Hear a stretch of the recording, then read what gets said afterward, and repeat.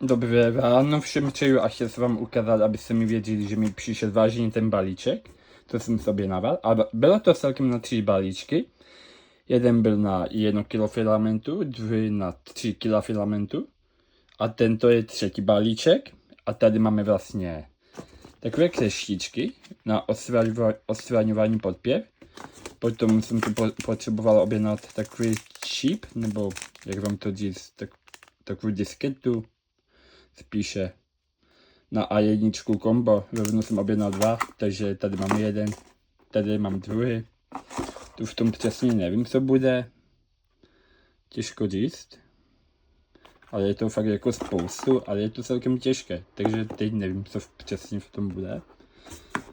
Tu máme na ojehlování vlastně těch bočních povrchů, těch rán, tak a je toho tady fakt spoustu, třeba na závíty a spoustu ještě kilo filamentu. Takže je to mazec, no. Co vy na to říkáte? Taky byste chtěli takový balíček ve finále jenom za dopravu, za 1 euro?